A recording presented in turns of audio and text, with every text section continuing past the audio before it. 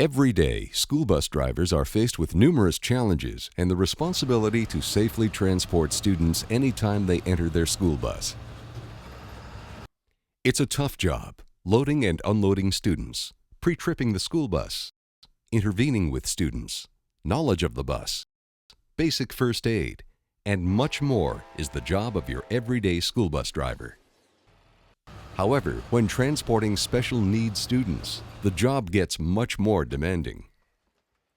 Special needs bus drivers are required to familiarize themselves with different types of wheelchairs, understand how to tie down wheelchairs using a variety of tie downs, and how to safely load and unload special needs students.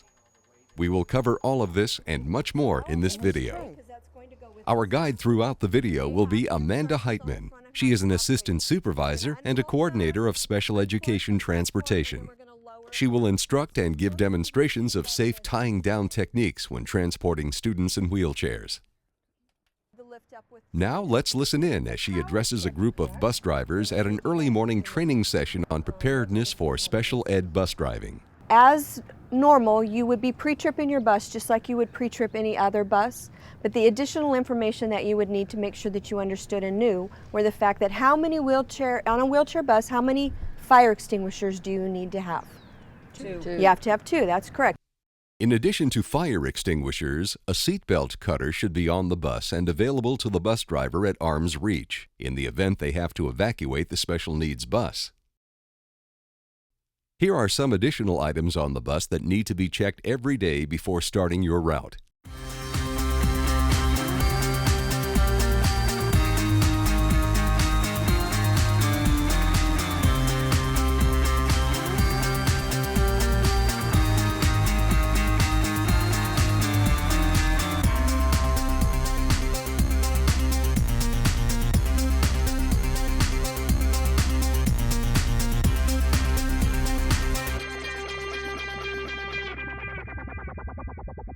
As you see, preparation and inspection of the bus is essential whenever transporting special needs students. In this next sequence, we will cover how to safely load and unload students in wheelchairs and how to safely position the bus when picking them up.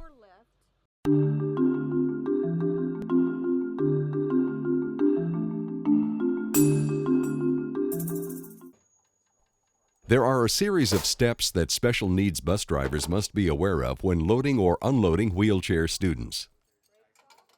The first step is to stop the bus at a loading zone that is both approved and safe.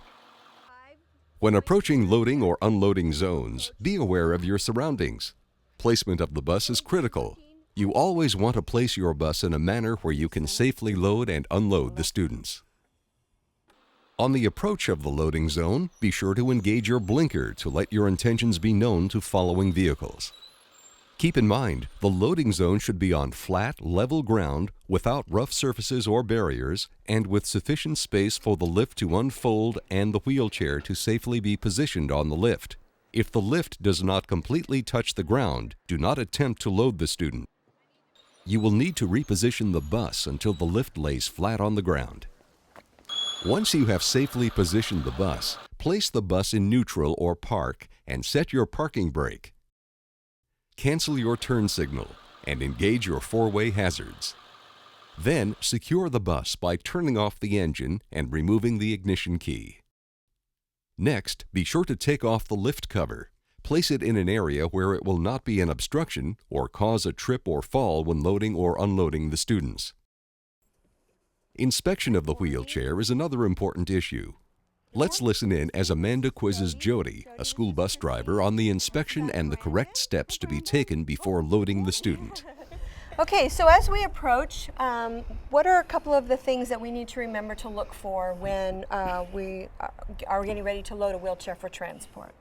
Well, you need to check the condition of the brakes and the handles. Okay. Make sure they're tight and they're secure. Alrighty. You want to check his shoulder straps. Make sure they're tight.